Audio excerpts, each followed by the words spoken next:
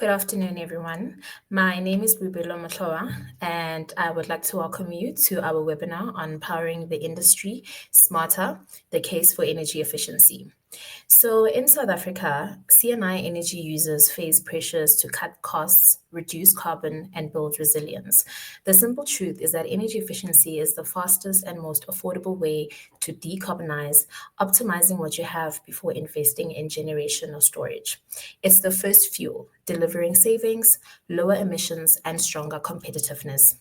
Today, we'll be exploring practical solutions and digital tools driving to results. This session is setting the stage for our CNI Energy and Storage Summit that will be taking place on the 4th and the 5th of November at the Maslow Hotel in Sandton. And there we will be deep diving into resilience, storage, and market reforms. For our session this afternoon, the panel that we have is bringing together voices from across the ecosystem.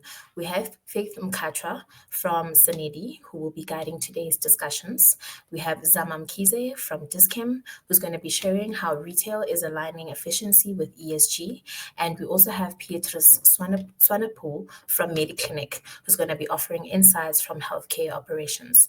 So whether you are here as a sustainable leader, operations manager, finance executive, or a policymaker, this conversation is designed to give you real-world lessons and tools you can to apply straight away.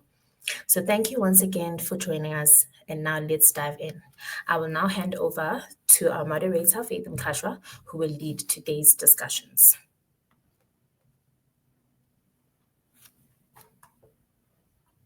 Zama, I can ask you if you can introduce yourself first while we're waiting for Faith to log in. Okay, good afternoon, everyone. Mkhacwa.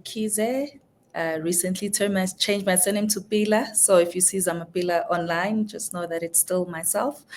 I've got vast experience, about 17, 18 years experience in the mining, energy, and consultancy space within ESG and energy as well. Moved from Extrata smeltering to ESCOM in the risk and sustainability division, and clicks in the ESG and sustainability department, and now I'm at Dis-Chem. Basically, the work that I do has been surrounded by energy efficiency, and it's been one of the core business areas from all the industries that I've worked in. And I'm looking forward to today's conversation. Thank you. Thank you so much, Zama. I'll hand over to Petrus to introduce himself. Thank you, Pelo. Good afternoon, everyone. My name is Petrus Swanepoel. I'm the Sustainability Manager at Mediclinic. I've got about 30 years background as a mechanical engineer in the healthcare environment. I'm also the current president of the South African Federation for Healthcare Engineers in South Africa. My responsibilities at Mediclinic is sustainable leadership, energy management, water stewardship, operational efficiencies, policies and reporting, and then stakeholder engagement. I'm very passionate about energy and water efficiency, technical innovations, environmental preservation, and then the most important part is training youngsters. Thank you very much. Thank you so much, Petrus. I see our moderator has also joined us on the call. Hi, Faith, welcome. And I'd like to hand over to you to lead the discussions this afternoon. Hi, Peter. Thank you so much for keeping the moderator seat occupied. I'm sorry about the technical glitches plus some other unexpected things. Good afternoon once again to all the attendees. A very warm welcome to you, and of course our two distinguished panelists. Before we do anything else, I just wanted to give you a bit of an introduction about myself and the organization that I work for. Some of the work that is actually related to the session this afternoon, but without boring you about the details. Those of you that are interested in the slides, I'm sure Boipelo can send them to you. So please let her know that you want the slides, and she will be able to assist in that regard. But for now, I will just project and then introduce myself and introduce the some of the things that I'll be touching on. Thank you. Let's just give me a sec. Bibilo, can I get a confirmation what do you see on your screen? Because it's asking me to move to the next slide. There we go. Thank you so much. I do apologize that it says the 15th of August. It's something that I worked on last night. So I do promise you that it's very fresh. In brief, that is my introduction. I am a general manager currently at SANEDI, and I look after energy efficiency and demand side management. However, my experience encompasses the entire energy sphere from different sectors, including mining, industry. I've also worked for the power sector, consulting, and of course, private sectors as well. I've been doing this for a while, just a little over 20 years. And as you can see, I am a qualified electrical and electronic engineer. And I also hold an MBL degree, which is a master's in business leadership.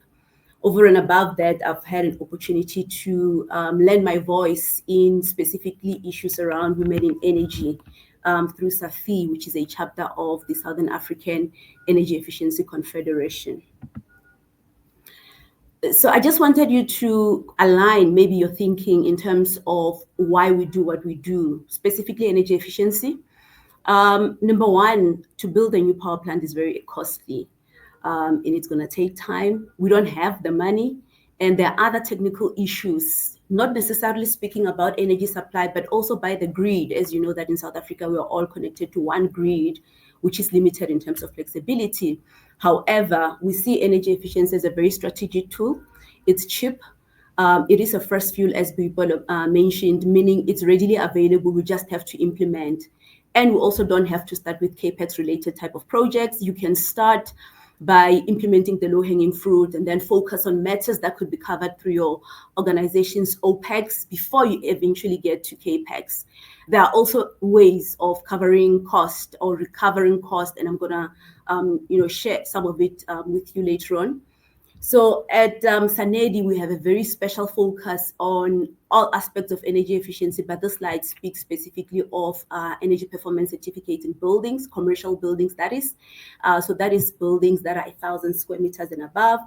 The other aspect is employment, because we cannot, come up with energy solutions without looking at employment. So we support ESCOs because when they are well supported, they can create employment. And then lastly, it's the 12th Act, one of them regulated incentives. So we implement this at SANEDI. And to date, we've been able to approve 382 projects. We've got some other projects in the pipeline. And of course, we've been able to make huge savings in terms of energy. So just under 34.5 terawatt hour savings. And of course, just over 28 billions we've given back to South African organizations that have applied because they implemented energy efficiency. So beyond this point, I'm not going to bore you because it's just case studies. I wanted to put a package for you that would be your takeaway in a way, because we're speaking about case studies. And of course, Petrus and Zama will share additional information about their own organizations.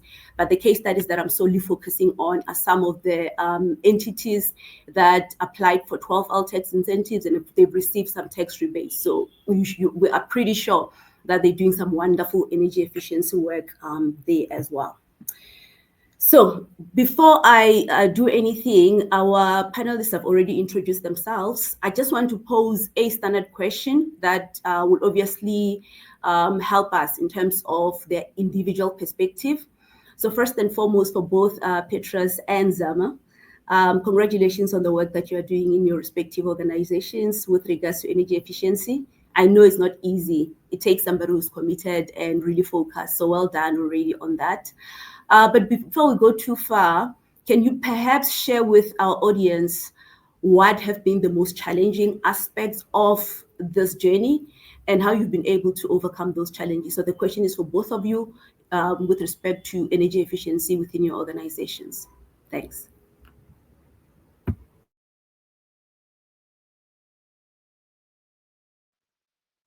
Mkhacwa, you can start. Ladies first. Good afternoon, Faith. I've greeted everybody else. Being in the retail and pharma industry, having shifted over from very energy intensive industries, it's been quite refreshing because we believe, or there's a belief that because the industries are not so energy intensive, that the impact is lower, and therefore focus is not really placed. But given the recent events of load shedding and also the past load shedding events of 2008 and the regulations or legislations around the energy efficiency strategy, we've seen a shift where all industries are now having to be energy efficient. So I'll just focus mainly on the pharma and retail industry, where we have shifted from technologies in terms of lighting, even in stores, where we've retrofitted lighting from normal globes to LED globes, which are more energy efficient, but also looking at the HVAC systems that are used both in our warehouses or distribution centers, as we refer to them as, especially for the pharma space where it's very temperature sensitive.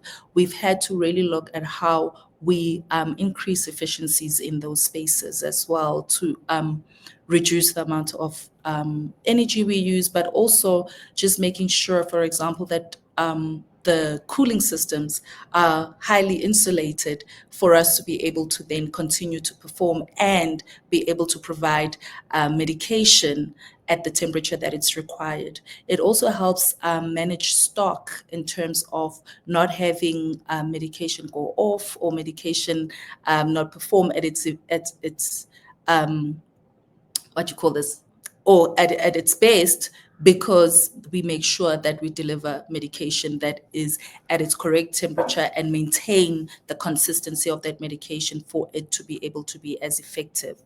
The retail industry is also impacted by, the supply chain side of things, where we have to look at how do we actually distribute or get our product to our customers, and also how do we give our customers the experience without inconveniencing the customers as well.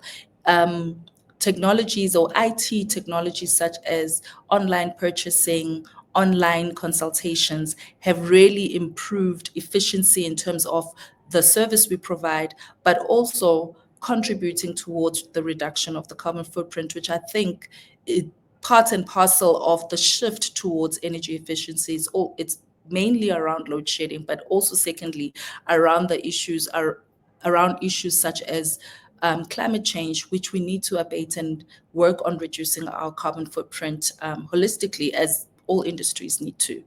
The biggest challenge has really been sourcing electricity, renewable energy electricity, for our industry. So we are mainly based in retail centers where we do not own the property.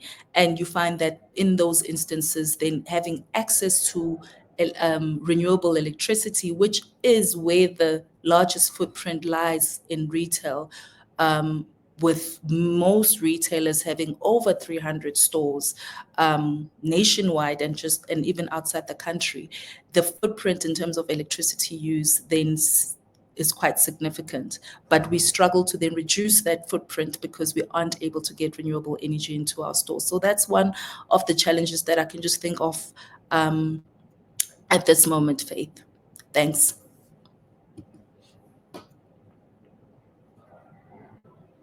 Thank you so much, Zama. So let me just quickly follow up before I hand over to you, Petrus. You're saying the biggest challenge so far was sourcing renewable energies, given that you are leasing these properties from where you operate. Are you coming up with ways, or are you still trying to figure out ways to overcome this?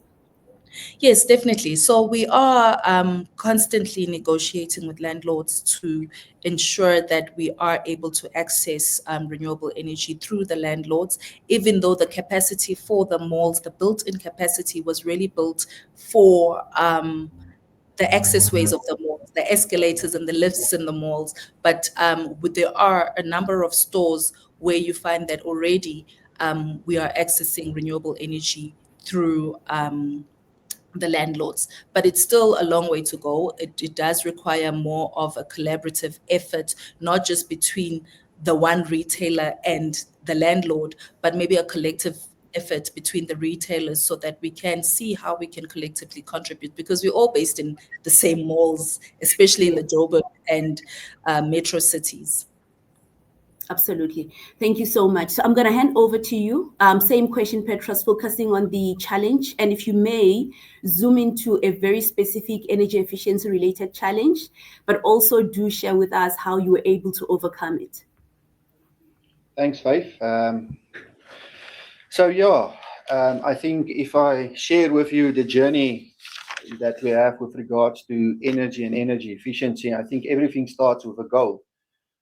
Not a goal, not only to be environmental responsible, but obviously the goal to achieve cost savings. So, and then how do you do energy saving in a hospital? I mean, healthcare hospitals is one of the most energy intensive type of businesses in the world, and you cannot switch off power.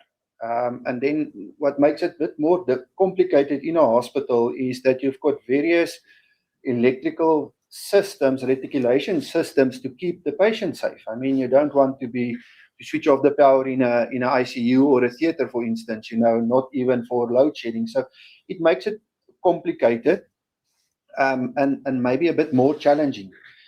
But I've mentioned that hospitals are very high energy consumers. So how do you do it?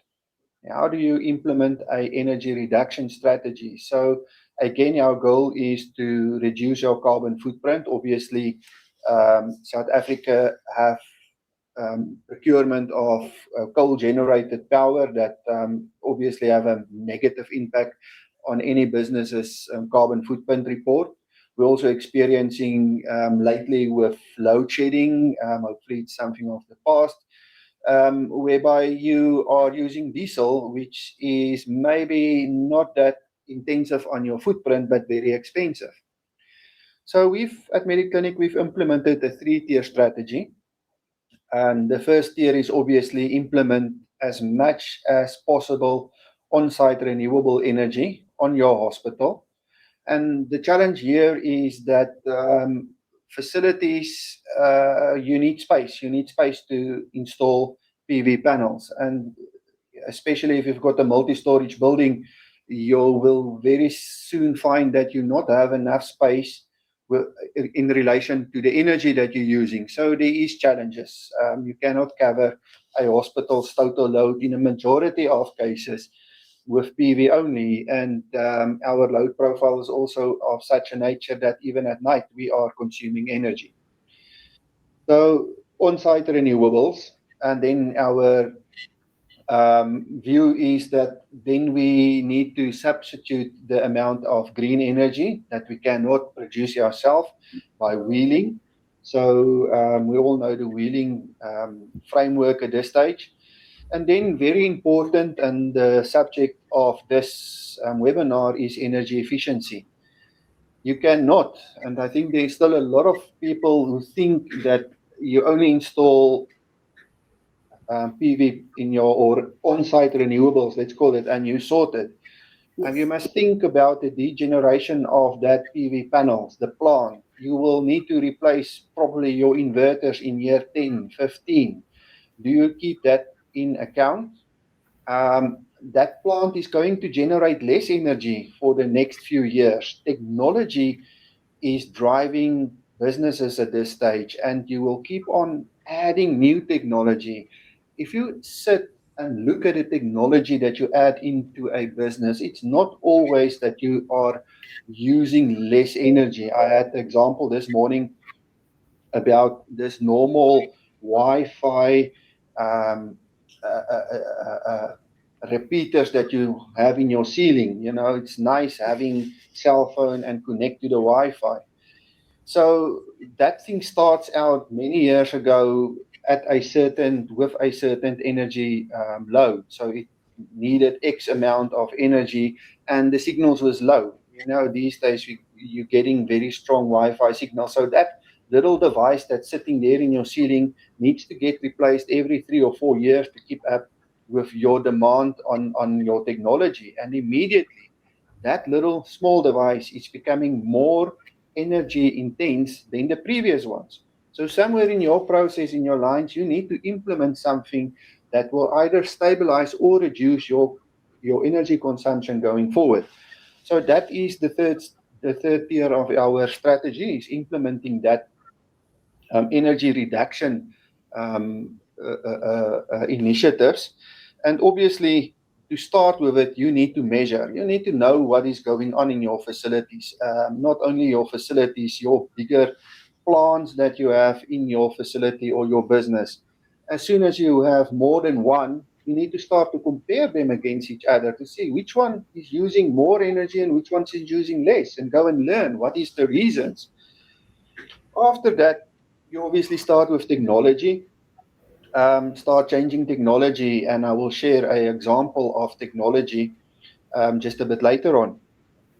And then also part of this process, you can install technology, but you need to optimize that technology. You need to make sure that this new piece of equipment that I install is actually programmed, set up to reduce energy. Because if it's not set up right, you're going to use more energy. And then the golden thread through all these type of interventions that you do is human intervention. You can try to automate processes, but fortunately somewhere there is a human intervention, a human person here in the loop.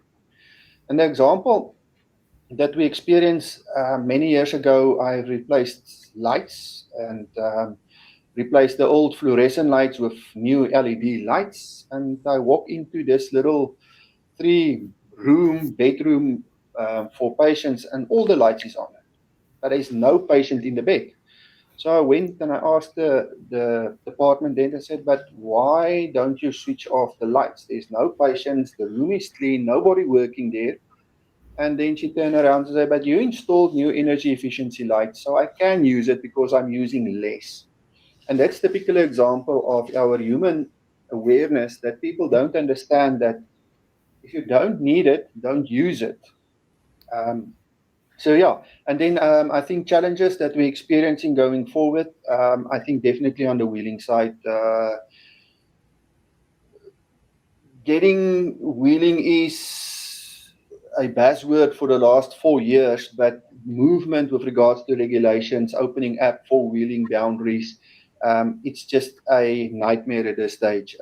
That is really challenges for us. There is other alternatives that you need to investigate, but I think if we can maybe get that sorted out or change the electrical retail market, it will allow companies to become more green with regards to the products that they use. Thank you. Thank you so much, Petrus. And I'm glad that you didn't just speak about energy efficiency as a challenge on its own. You spoke about energy efficiency as part of your sustainability endeavors, which is actually quite key to be able to still slot in energy efficiency, focus on it, and of course, drive it. You also made a very good example of having to stop and compare apples with apples, which is very important. It's okay to compare your organizations with other organizations, but chances are you're getting out of that opportunity where you can compare apples with apples. So if you're comparing one hospital to another hospital within your group, I think that makes a lot more sense. And of course, you identify gaps and opportunities where you can also improve.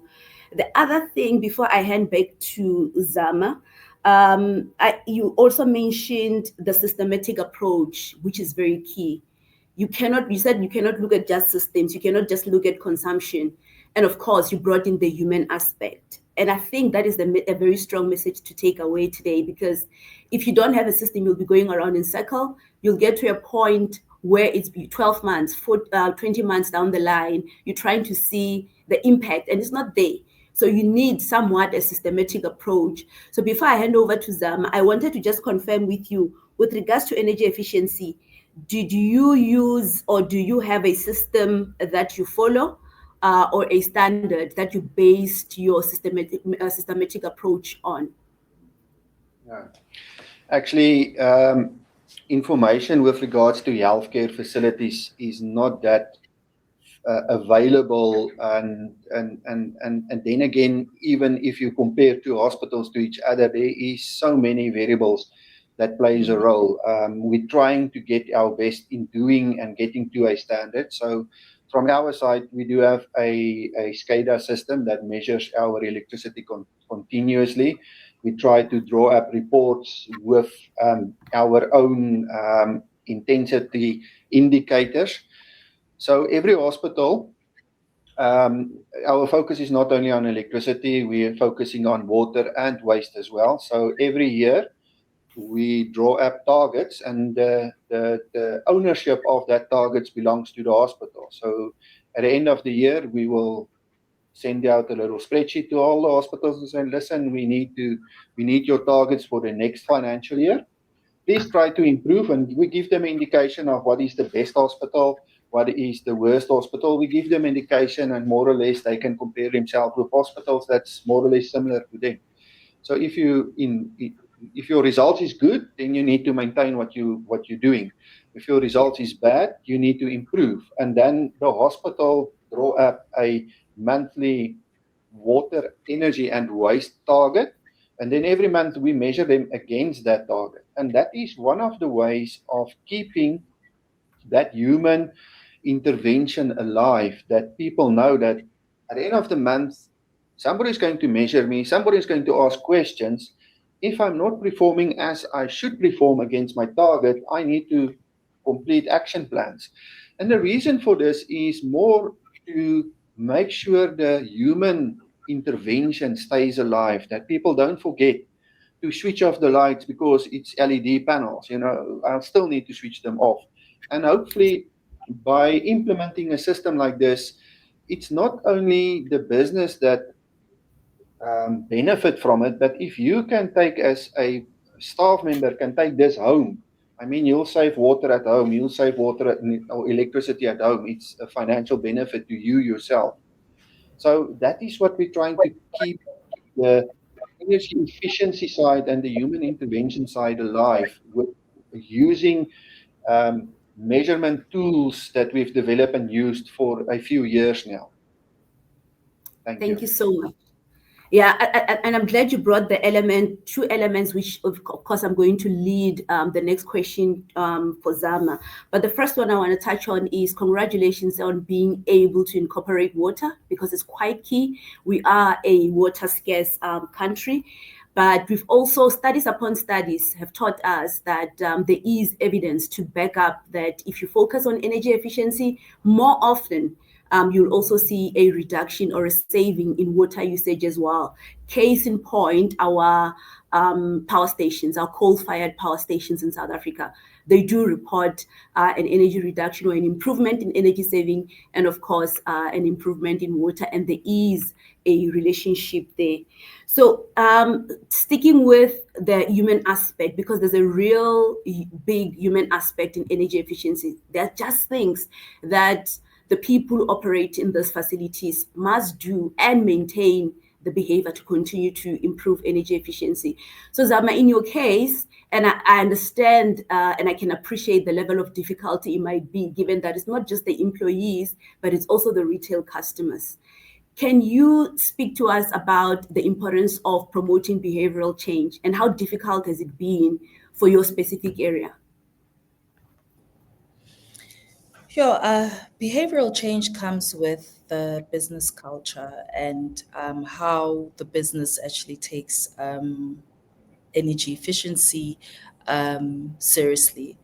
But I think the biggest driver, and I actually wanted to go back to what you were saying about the relationship with water and electricity use, is that when generation of electricity, I think with most technology still requires a lot of water. So when we are efficient with how we utilize our electricity, then we actually are saving water indirectly, because it's the steam, especially for coal-fired power stations, that generate our electricity. But going back to culture, Culture is a big thing. So how do you develop this culture within the business is firstly by making sure that you are able to tell the story, and you're able to tell the story that relates to the teams and the business that you are working in. For example, when you're engaging with your CFO, you know that the CFO's most important aspect is the bottom line. But when you're talking to a facilities manager, it's also how to ensure that the facilities run smoothly with no interruptions. So I'm not a facilities manager. I'm not implementing the energy efficiencies, but my job as an ESG manager is to advise what are the best solutions that we can integrate within the business to ensure that the business is efficient, to ensure that also we are in compliance as we are producing renewable energy and we're running our systems. So we do, for example, there are automated systems for water use, where in the bathrooms, most times the taps usually switch off on their own. But those systems, sometimes they do fail. So you have to watch and say, hey, report additional water use. If you see that the water taps are running longer, just make sure that you report it to the facilities manager. So that reporting also helps, because then the facilities manager can go back and say, listen, I need to do something about this. These taps, as much as they're automated, we can reduce, because we don't need 3 minutes to wash your hands. You could wash your hands in 30 seconds, for example. And it has been something that was evident, that so much that even one of our executives was like, listen, these taps are running for way too long. You're talking about sustainability. Zama, you've been talking about energy efficiency, but the same water we need it for electricity production, and now we're wasting it in our company. So it's because the message was driven within the business. The culture has been built within the business. You make it make sense to the person who is running that business, to that specific area of the business. I'll go back to facilities as well when it comes to renewable energy introduction within the business, where you like, okay, when do we? So one of the businesses I worked for, we had renewable energy supported by battery storage as well. But now, when do you actually charge? Your charging time is very important.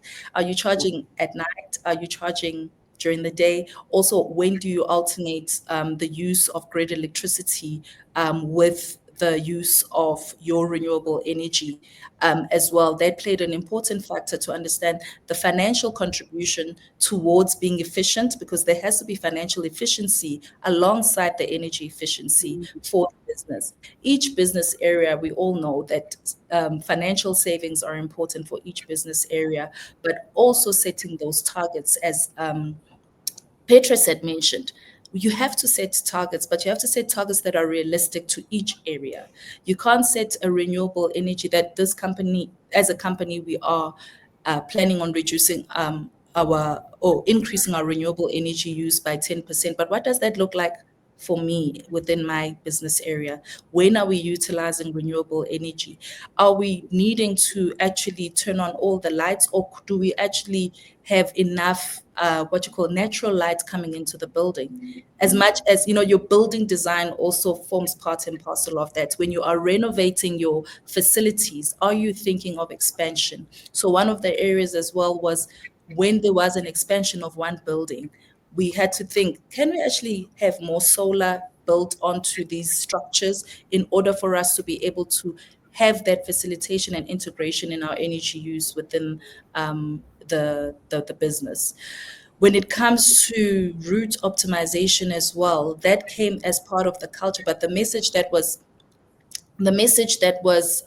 driven in the business, it's firstly even work efficiencies.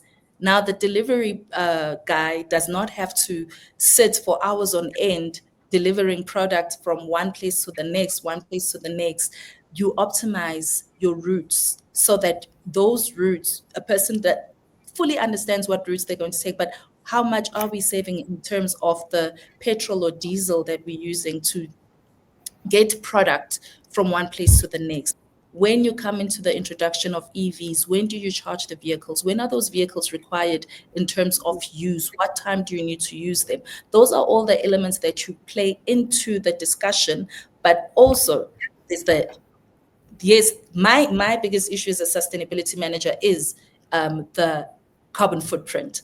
But then for a logistics manager, the carbon footprint is not really a priority for them. The priority is like, how do I get my work done faster? How do I make sure that I save money? How do I make sure that I'm efficient in my processes?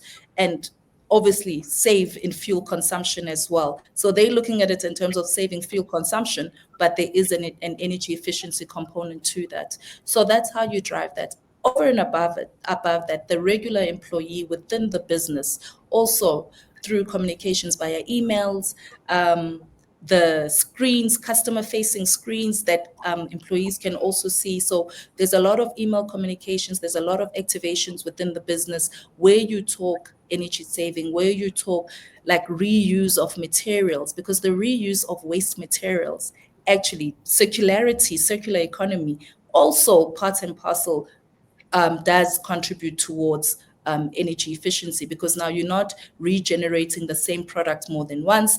If you are recycling and reusing this product, it does contribute towards then lesser energy used to produce this particular product. It's all about the messaging, the communication within the business, and making sure that it stays at the top of the employees' minds by simple messaging.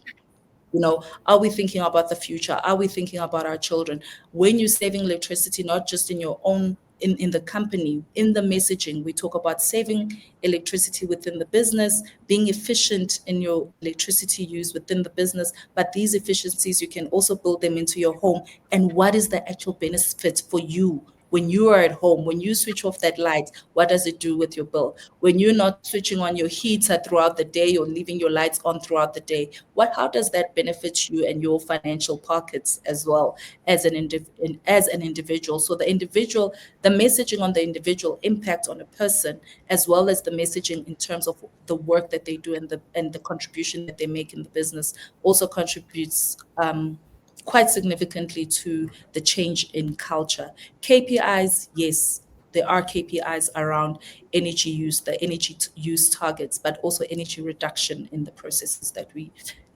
instilled within the business. Thank you so much, Zama. I'm not going to reiterate everything, but you've dropped some nuggets there, which I think they're quite key. You started to say behavioral change leads to culture. So it's the small acts every day. So ultimately, we need this culture shift, and we need to have the energy efficiency or energy management mindset. And that has to be driven by communication, and communication to company-wide, to everyone, security, every department, and we make sure that we consolidate by obviously reporting according to the targets. And we still don't stop communicating. Ultimately, if you are doing energy efficiency right, what you are saying is that you will see the difference in the cost of your energy, what you're paying towards energy versus what you were paying before. And of course, you also see that as and when the culture changes or shift towards a more energy efficient behavior as well. I like that you didn't just leave it to the buildings, you also spoke about driver behavior as well, which is very huge, given that a lot of your trucks are on the road. So energy efficiency happens even outside of your buildings. So it's good to know that you've taken energy efficiency outside of the buildings as well. The other aspect that I'm taking away, and I think it's important to note, is that what you've learned in the current buildings from where you are operating, you're also trying to make sure that when you do shift, when you do move into another building, when you do expand, you make sure that there are specific things that are incorporated into this building design, specifically around energy efficiency, around water efficiency, and of course around the greater sustainability. And when you look at it, you don't just look at energy efficiency, you actually look at it as resource efficiency, which I think is quite key and fundamental. So thank you for that, Zama. Just to get back to you, Petrus, there are certain things that you've already mentioned, and one of the questions that, or the topics that you introduced is innovative technology, and you said you want to speak about that. So I want to give you an opportunity to speak about some of the technology, and a hospital environment is very complex. It's not easy to manage. It can be very unpredictable. But I just want to understand, in terms of this innovative technology, you've already mentioned SCADA system, which is brilliant, because that is automation. You are able in real time to be able to see how much energy you're using, share that information, and of course, use that information for crucial decision making.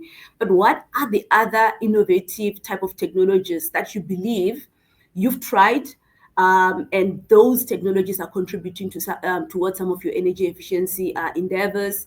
It could be anything, and from cheap to expensive. It could be something that you tried and you said, wait a minute, this is not working for us given the setting. We just want to learn from you, and I'm sure the audience would be interested in that. Okay, very good question. So there's a few things. So at this stage, I think the buzzword is obviously renewables. Great solution. And I'm going to mention a few and just touch on them because I see we ran out of time, almost out of time. So when you do renewables, obviously try to add batteries. If you look at your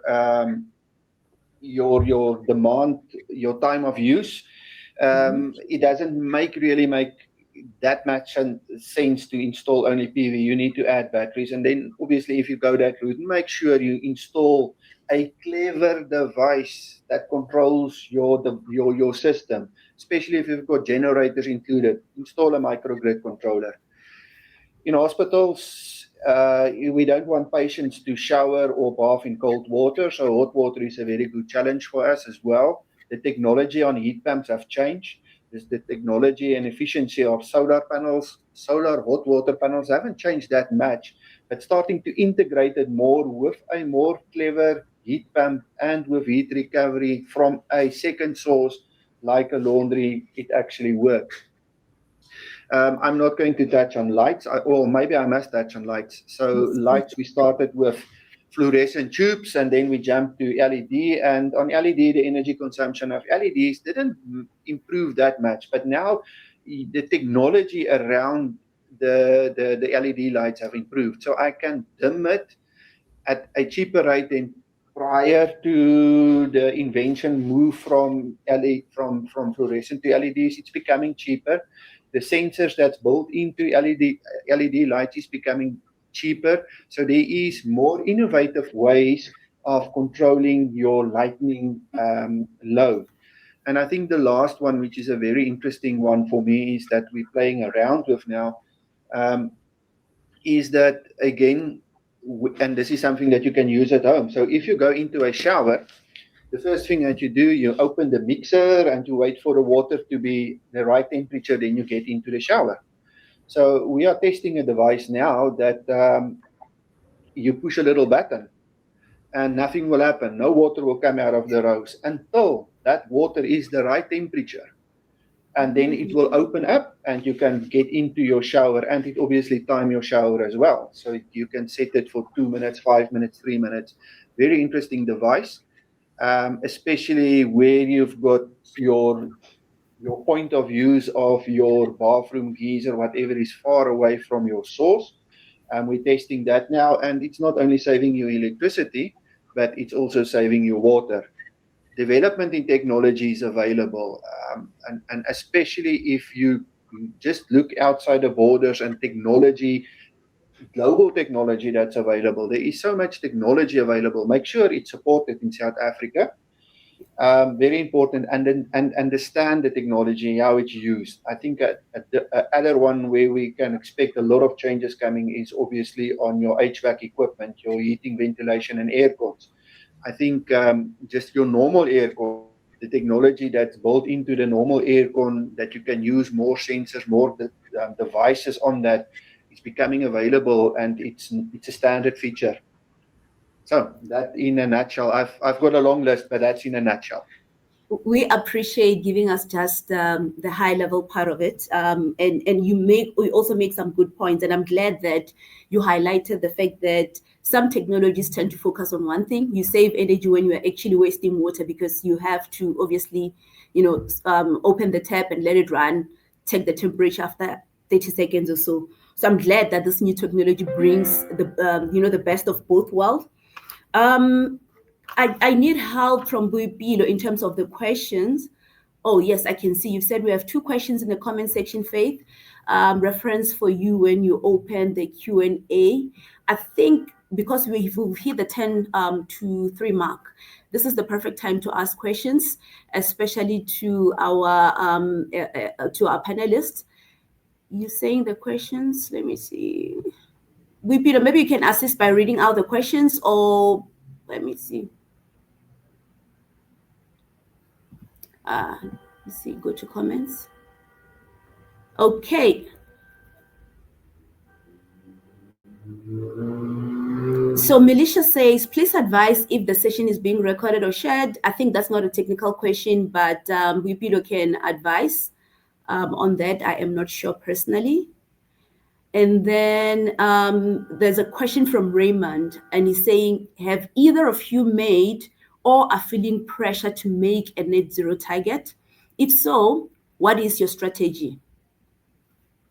Who's going to take that? But it's for both of you. Given that you are from different entities, I think you can both speak or answer the question. I see the camera came straight to me. Definitely, there is definitely a pressure to meet or to set net zero targets and be SBTI validated as well. However, given the value chain under scope 3, so previously, prior to, I think, the last year or couple of years, you could be SBTI validated for scope 1 and scope 2, which are much easier to manage targets in terms of setting those targets, because those are categories that are within the business control.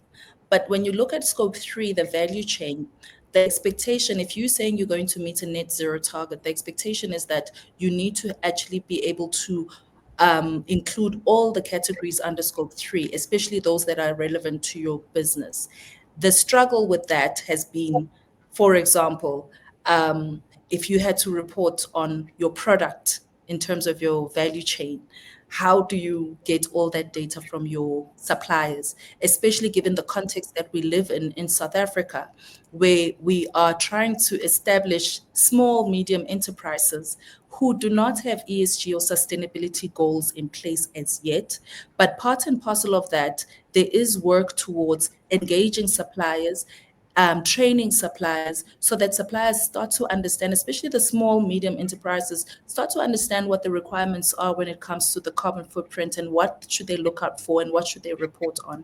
So the company that I represent works towards carbon neutrality, not net zero, just because there's still a lot of work that needs to be done in the value chain, which is supplier engagement more than just saying we're going to take these numbers and we're going to force our suppliers to do this.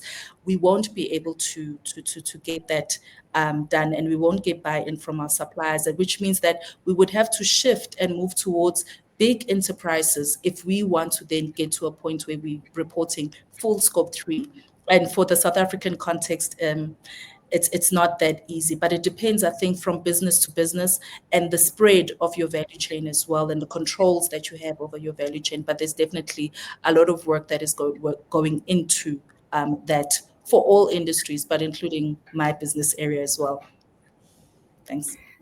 Thank you so much, Zama. Petros, do you also want to answer the same question regarding the pressure that you have? Do you have net zero targets in place? And if so, what is your strategy? Maybe just share a little bit on that.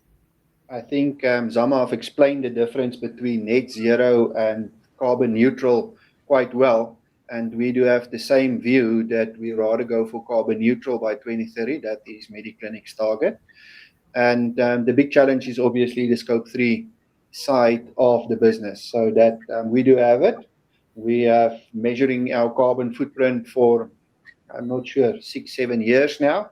And we're in the process of reducing it. But you need to think about your strategy going forward. But we do have carbon neutral by 2030 objectives in Mediclinic as well.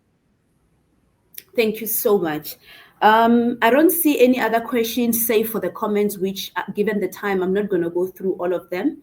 If there is somebody in the audience, I'm not sure if they're able to pose the question live, but if you can, please, I'm giving you an opportunity now before we conclude our session.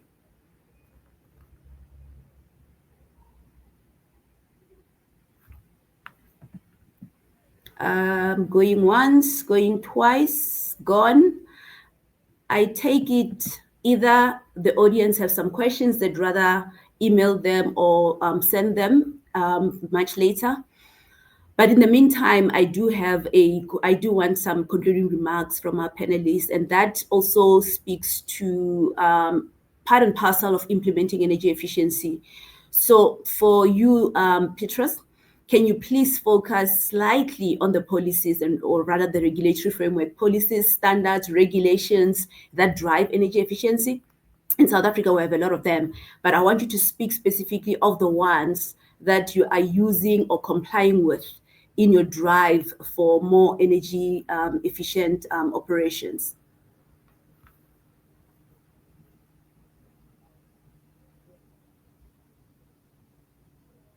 Petrus? Unless if you are muted. There we go. I see there's a question on the screen as well. So I think for us on energy efficiency at this stage, the EPC obviously not that applicable on all hospitals at this stage, but we are voluntarily completing some of the hospitals already. And the reason behind it is to measure ourselves again to see how we're doing. But I think a benefit for us at this stage, using at this stage, is the 12L tax. I think if you look at any energy efficiency project, you need to prove the financial benefit of it. So we have applied 12L or applied for 12L projects already in a few of our projects, and we have claimed we're very successful in claiming some of the money back already. It is a bit of a process, but you need to make sure you implement the right processes, the measurement and verification before, the after, but it works. If you understand it, if you've done one, the rest is very easy. Absolutely. Thank you. So there's a question here from Ronald, and Ronald wants to know, he says, nature-based solutions such as green wall can improve energy demands, thus energy efficiency. Are there any such project cases in South Africa? I don't know if you want to take that, either yourself, Petrus, or Zama quickly. Then I can just add my 2 cents worth. I'm not familiar of anything in South Africa. Zama? I think nature-based solutions for me has been one of the tricky areas that I'm still investigating and seeing how, as business, we align to nature-based solutions. But I haven't gotten to the stage where I've seen or spoken about green wall as a solution. No, sorry. All right. So, Ronald, I did have a nice case for when I was at the mine. However, some of the data still needed to be validated according to LULUCF. And it's way more complex because the type of trees or the type of plants that you also plant will also add different numbers to your to the formula or to the calculations. It's rather complex, but I can share a case with you. It's pretty dated because that was about 4 years ago, but I can share that information with you. So do drop me an email after this. Colleagues, I'm looking at the time, and unfortunately, I have to conclude this. But thank you so much to our panelists for sharing their experiences. And thank you so much to our audience for, number one, attending because you are showing an interest in energy efficiency. I also have come to a conclusion that somewhat you are committed to driving energy efficiency in South Africa, which in the beginning I said is quite key. But what has become evident is that energy efficiency is not just a technical challenge, which often, especially from our perspective, we see people have tried to make it one. It is a social imperative, and it requires a holistic approach, as you've seen from both our panelists. You cannot implement energy efficiency as a silo, as a little corner project, but also it needs technology. It requires regulatory frameworks, standards. In some cases, it even requires community engagement to drive meaningful change. I am, however, confident that by harnessing the insights that we shared today, by building on the collective expertise of our panelists, we can chart a path towards a more sustainable, equitable, and a resilient energy future for South Africa, because energy efficiency certainly contributes towards that. Thank you so much to all of you for attending. Thank you so much for our panelists for sharing their expertise and their experience. I will avail my deck of slides for those that are interested through Boipelo. Thank you so much, colleagues. Good afternoon.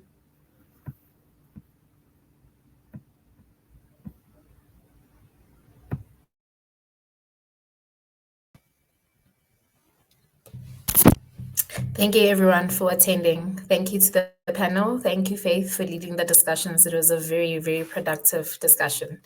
Thank you.